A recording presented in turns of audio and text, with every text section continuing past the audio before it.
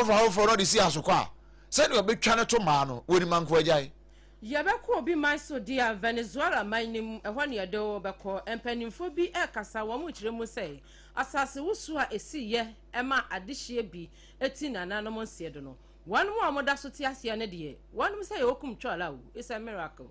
abusian sem na hodo bebre kan we no ho ena nuan mo ba nu yatena se ya ye de mo nkire mu ebre o kama na asafo kantanka dawroma ena wode yen enam Facebook ne internet ne so nyina memedin wode man koma chia me obrempona na kwaku ampama my name is sister Abena Bedu Adepa Kofi.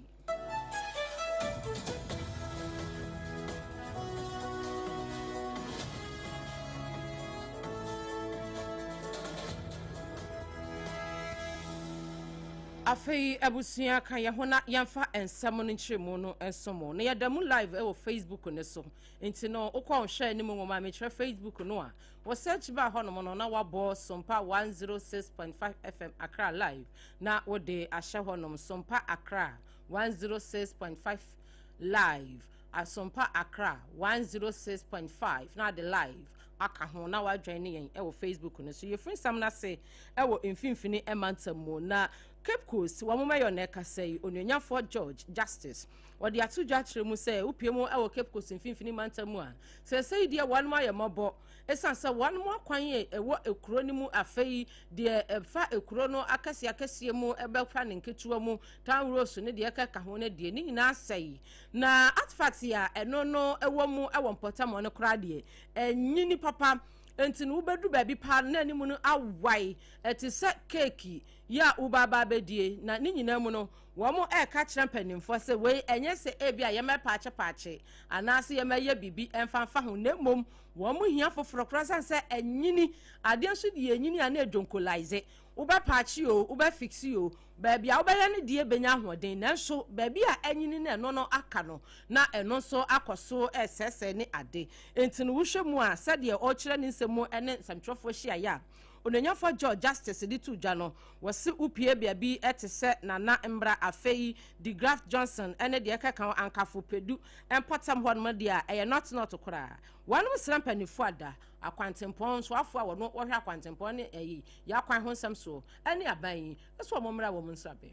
The regional director of urban roads and that of the metro director of urban Yako road, from Ankafu up to Ankafu Junction, Pedu, Hinano, road Hinano is of age. Ebutuma Apache potholes 1,000. It will be the same thing. In Suno, Otuma expose more of the roads from Pedu Junction to Aquarium. The Graf Johnson Road, Nanambra, the first, Nanambra, the second, Nanambra, the third avenue. Most of the roads in Cape Coast, why you paying? And what Cape Coast need now is asphalt overlay. We have placed a request that the government should consider Cape Coast with about 100 kilometers of asphalt overlay. Openia wakasa ye Cape Coast Krupono wonom epeni metre meya ya no owo Cape Coast onyanfo George Justice eno kasa ye no ti akwan ni nyina no wo kiremu se aye grandma and grandpa timpanifo nhwe na ye meya foforo brand new wine fama wo mo ono no echi no Ora Enoch Ejay Okoti wono wayo pani a eba no Metro Roads engineer no am wono eneja wotua wonom ano wono so kasa ekire mu se wo hwese said ye akwan a enkankan de wo Cape Coast Metropolis wono said ye aye busy no sanse de bia hwehwehwehwam saa womo ene Central Regional Office a womo share Roads and Highway Authority no mfimfini mantamu de no womo no madi enkomo na said ye ebetumi aboa na aye ama omatimi aye hu bibi na no ne asem no. We know that we have some challenge on some of our roads, especially those roads that have aged. When we design a road, it has a lifespan from Pedu Junction, Efa, Abra, Kakundo, a switch, Eriko. That road, it has aged. There's a new asphalt.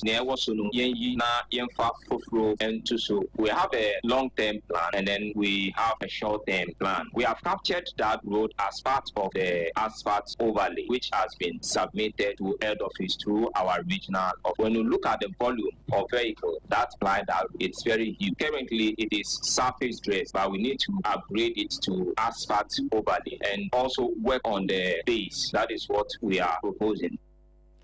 Eno ana wanom edi empanimfo edi hu nkomo yi se won betimi aye na yeyi su ni nyina ne aye ne foforo ora enokeje okweti metro roads engineer ena ono so ene ensem training erika nan kasai ne krakra mu no coordinating director ya wono owo Cape Coast Metropolis eye ora asoma adama Brimam wono so kasa kire mu se ene upie mu ewo Cape Coast ne ne mpota mu a be boss akese atenten anwam ena ajeje akwan ena afa yakwantempo ahodo no so aboso entini so obi drive kora won hye da hu nanim saa se nipa nam ho se bibisi ho se ka bi firi ba bi ba umbehu ani se wode akwakwa hia ene ade wonu ka kire mfimfini mantamu Cape Coast ade hye nyina se efiti nyakopo ya adumu akita wonsa July bosome ne da toso nsia beboss akese a no hadwen wa akwan ne akwantempo so nyina no condemn to grebu ye bedweregu. We are saying that from since if you don't come to assembly for us to see where your billboard, some are even on our walkway. From 6 July, we'll take action. If you don't regularize your billboard or your signage, we'll remove it. And you pay sanction, heavy penalty before we tell you. So we want you to support us.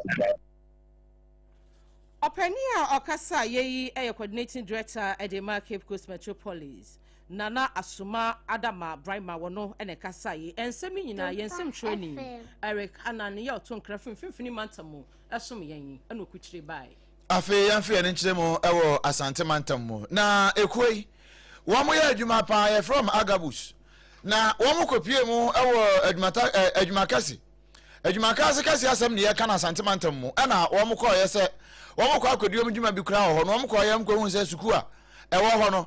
adwumakasi kasi Methodist Primary School no ama na nkoda akura mpo womo apon suku ya womo bekọ fie no womo beba na krom ho mabunu bia womo mfreni mo nsem ewo motrim na ebirim akojeja womo nan kura ade agu suku dan num na nkoda asa akotena makosua de na ya woro ho sempa eno nti womo koye no womo koboaye eye ni womo betumi bia eno womo san hye bo se womo besa babiu eno kwasem ne se womo san ko biu no womo akototo ayi waya mesh ni eniema hodo bebredi amon so mfanyi suku ne ho na omfanyi adwuma pa emwa na fe omfa suku ne ho bai eno achi enkwada e wo suku num wo mbrakati a honyi be se wo hane aduonu nwotwe wo mu nyina ebinum uniform nye wo mpa bo anye bag kura mpa wo mu ede bo machi di ko suku kura so a eno so nsa nye eno wo fato wo ho so se wono so wo mbepe suku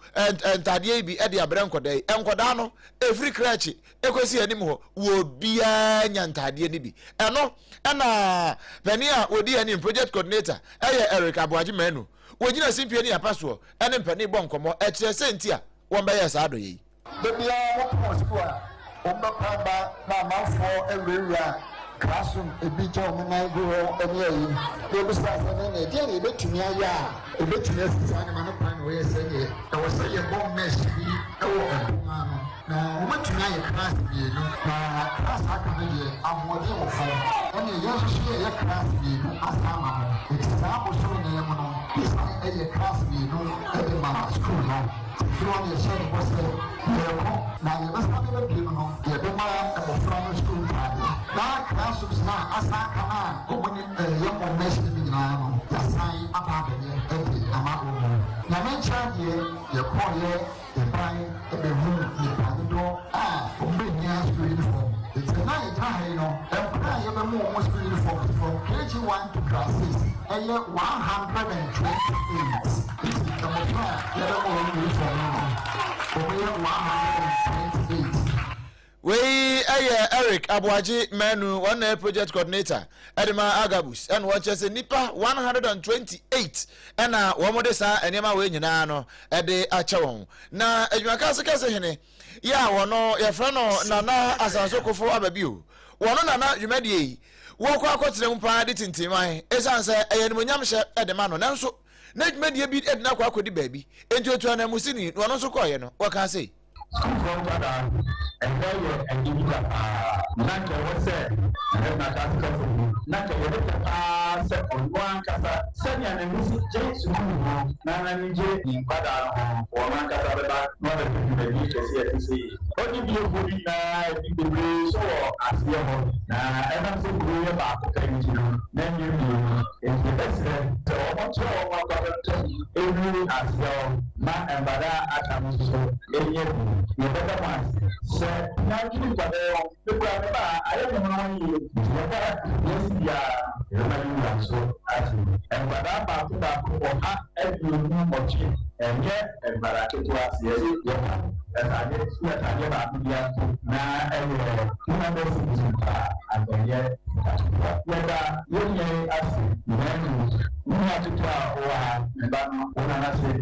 Katama and yet moving out so young is necessary to see what I said and the customer actually Nyame nhyira ne pa se wa ye nyame so ade asa ni akasa ye gina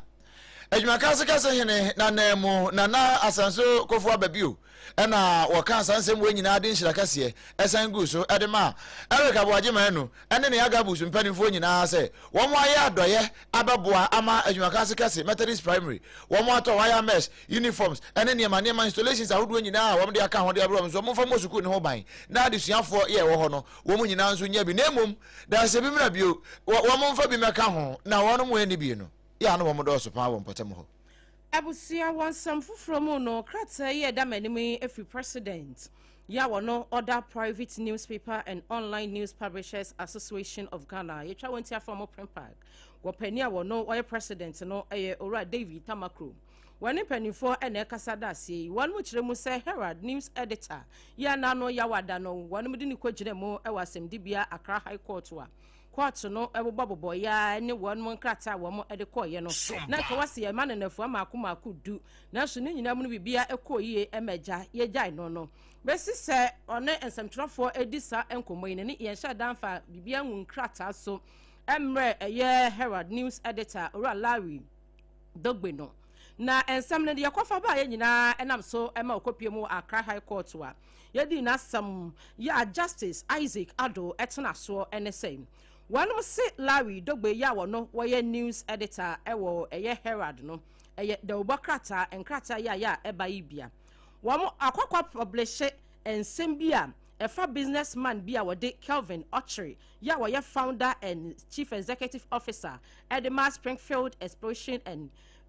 Production Limited ana afi Petroca SA na said ye wono all caption nsam no na etrese Petroca SK no edi petitioner wono so de akwa court no na chese sa asem no e wo court ntinka asem e wo court kora de empanifo akire mu sa yansem trofo anasa wo yetimamuni kora no am won hyadan ka ho asem sa na so said ye timi kopie mu e wo Herald do obo kata ne mu no na chese contempt of court akire no enuti e na wonom ekofa na waja wo mudi ni kopie mu e wo Accra High Court wa ensemi ekoso owura David Tamakro sem said ye eba ye said ye koye no wo mo ani aso ensem trofo e kankan said ye wonu ankasa Larry ne ba ye kora no a na ni aso ensem trofo afa Ghana de hye mu amuka bie ene de ka ho nyina no wonom edase bebre na mom se enura se dem di kankan ye no na bibia se e won krata so no na emeda wo mo anim se ebia wei ene egina so a ye de chade na mom de omo teye eno no. I think I'm glad that we've been able to help him get out. I think it's been it's one of those exercises. He's part of our fraternity, senior member of Green Park. And so when things like this happen, we have to be there for him. We knew that the judgments yesterday could have been different, and thankfully the judge listened to us today and let him go. So we're happy. We're happy when this will fight the rest. I think we should encourage them. I mean, this is part of the hazards of our work. So they should be encouraged that the public is always there for them. And particularly the fraternity, we are there to support each other. These are things that will happen, but when it happens, we have to support each other. And we are glad we've been there for our brother Larry. Openia yetsi ninkan a president ya wono wada private newspapers and online news publishers association of Ghana Prempark Ejumeko no ora David Tamakro wono ene kasai sansem krona ho no na director of policy engagement and partnerships our Center for Democratic Development CDD aseye Dr. Koja Santi wadna no atumi no wa kire court no se court no ya wo hwe yie pa court hwe ye pa na de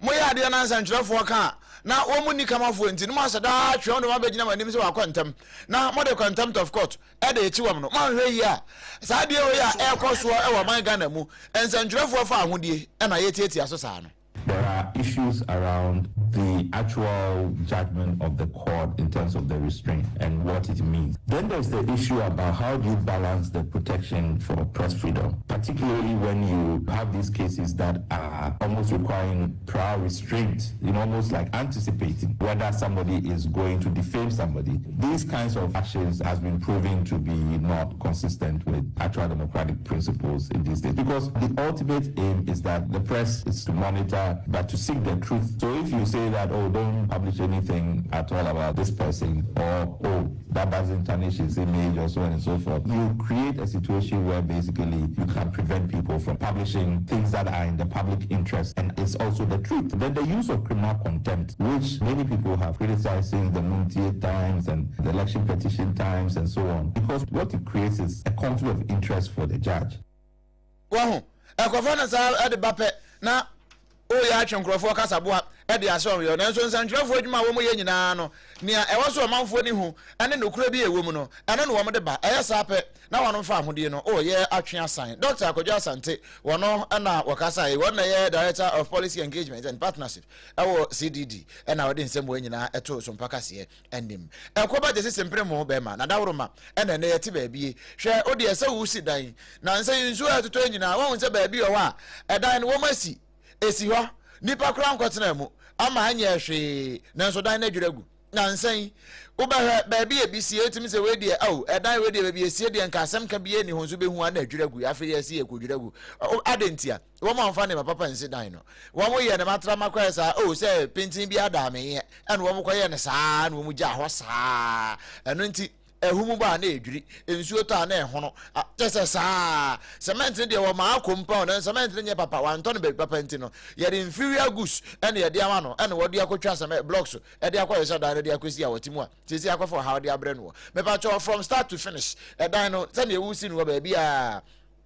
odu ani kiremu ewo na Akodwo Jesi Company Limited na so ye ya ye ba wona papa nyina bi na odi akwa akosi unan no na bia etimi akonka yenko anso e na wo ba ye de ma watufo bo ne asan de egu ka mu de akogya wo free akwanche ne afutuo bia anso wo hia wo ho no ye de be ma wo na bia etumi aye fine ene ti we kira kwan Ghana ha ba bia akona bia so ye ginam ye number is 0204 355 040 0204-355-040. Na wanti ha de ehibio na bibia entimi enya fine pa emfa emawo na mom se wo si wudan na mom wapomu enkoyie mfa mawo titiri pa ane woto asede fa osire mu abesi na kokum ede ba abesi kotrodwo ho no na se bo se bia utimi se o feel discomfort wa nye comfort na eye nipa din ni bia ne mo de ne discomfort e ha adwene pa oje ho anye ere na maka na sa no ne mo fo ne kire mu ewo 21st clinic the sciatica commandant sa ya de na wo hu ne sa ne ye fe ne sciatica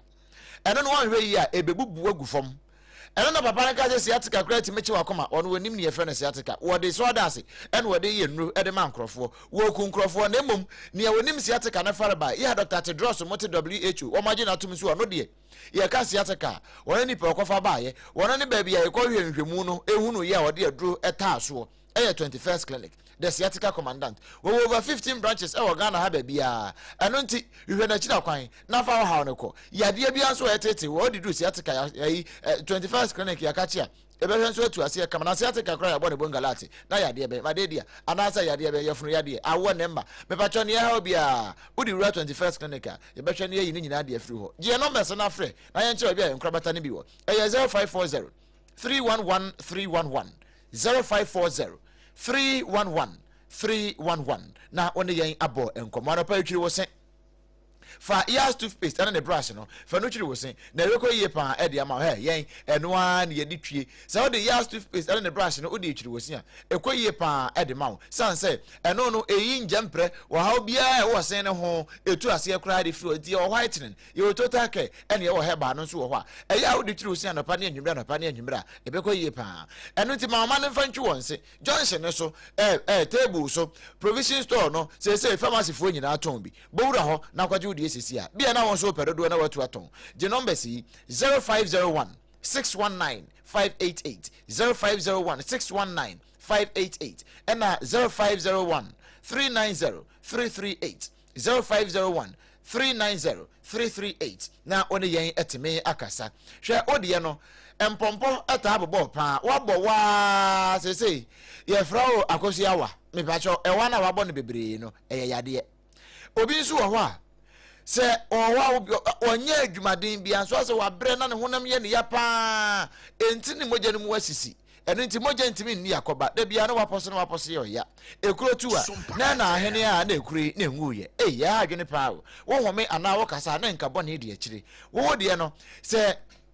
oda so de atimi so na ase atatai o tina se cha na ase atatai o timi so animu peja bowura pharmacy heba shop bia eben wo na kokope 2074 ye twene tia friend T74 eno ne koyie pa ede ma no se wonya bi na se ono no mo a ekoyie pa eye dudu ne nanom de tete ye no eno ene aye no sa DHC ede asom kama ya eno no wono mo a etese nsuo na wonom enye mapemfo ba wo makoda no fo na akoda wonya mfinhye dum ye no obi aka bia no bia ede ye pa ne mom hya no so me se essence immune booster nti wono no ma yetu yade na ase no na ema nkwabo na woni padua no no wo mu ginam na so atadwen ahye ne kubu na etimi akoyie pa ede ama T74 anase 2074 wono na meka no ho asem ede kire wo enye na o pharmacy ne heba shop bia mu ma se hye ne nso enye mapemfo ba wo makoda no fo na akoda wonya mfinhye dum ye no wo wo pedodo na watu ato no anase watu ato no o kan hye druglin eguo se chapo kuma se so ashtown kolona keba udu ho enye na kora 0246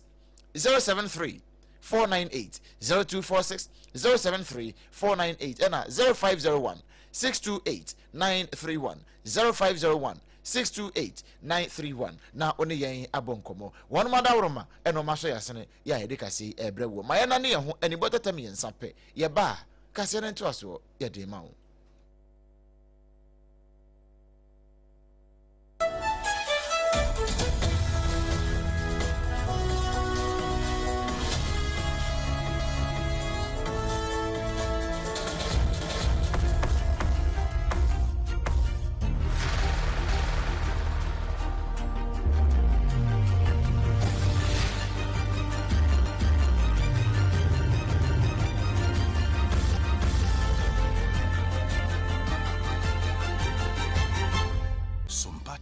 TV Emma Aketiapa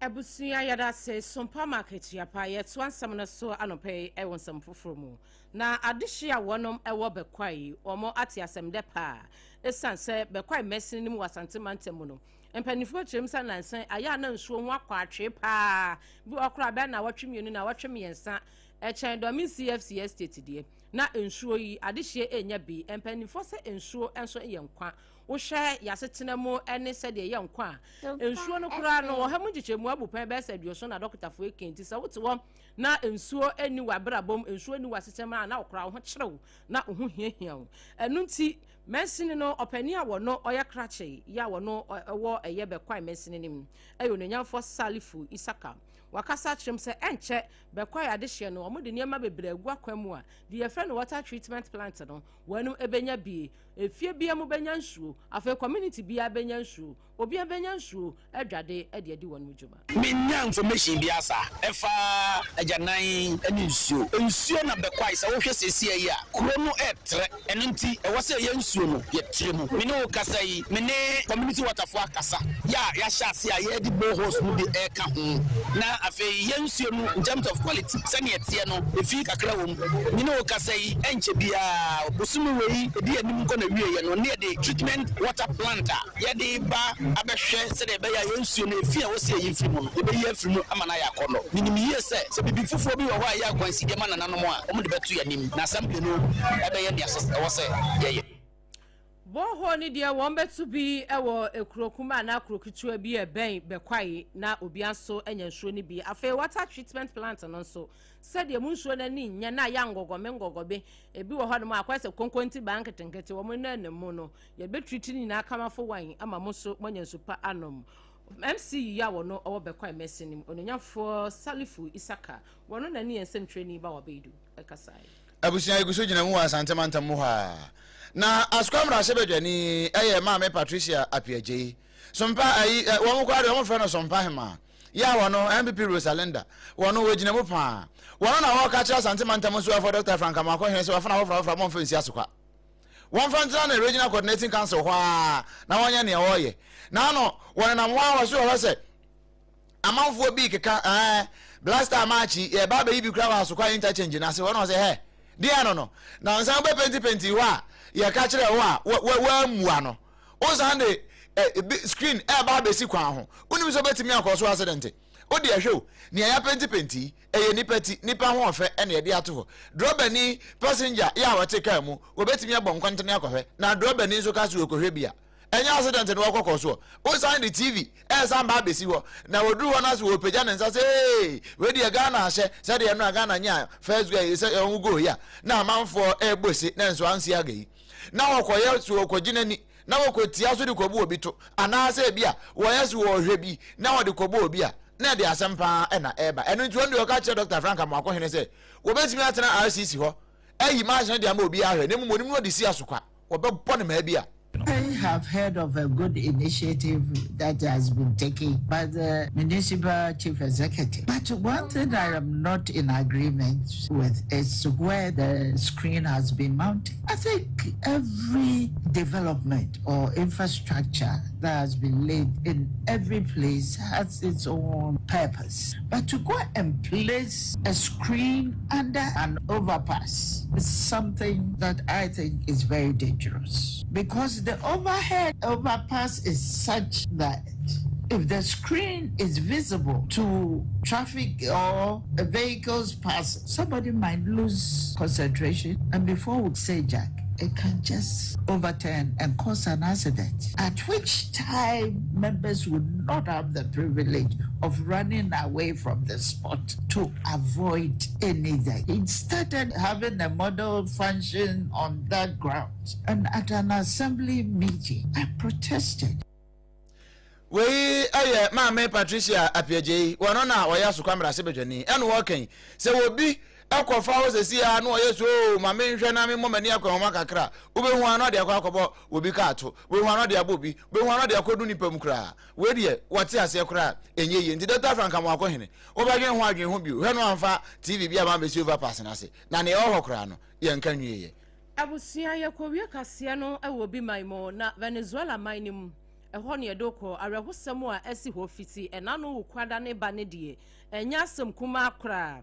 arehosem ene se enano ukwada no ena asase woso esi ye e Venezuela mining earthquake ne no na wanu chrem se na ho odin pa na de enate no eye be se 7.2 eno na chi no tremo esi ye no kuma mu esanso esi ya na no so ho odin no kra 7.5 na nya asam koto akra enam so ma de hie pina na wanu ati na nanom nsiedo ye bi ku gusukura wo edan ya adwidwiri agu na se aye gusu aye yiyi wo mo empanifo akasa abamania akyerem wei one of the rescue team efi Mexico, Spain, afa US. One makwa kopie mu e Venezuela memu a wo mu nyina kwaboa ne atimi ayi adehye emprempren ya meno kasa yi. One ma babane akyere mu sei. Wo mo ti na nanom nse do efa sa asase wuso ye si ye Venezuela memu no. Wo mo dodo be se 1430. Na mom wo mo asesei wo mo ehun wo mo kra yesusu se wo no da so hyehye dan na se bia rescue team ya wanu free Mexico ni Spain ni US ya be kura enye enough yi be se 50,000 adehye eno mu kire mu se wo mu ehun wo mo eyare hosem o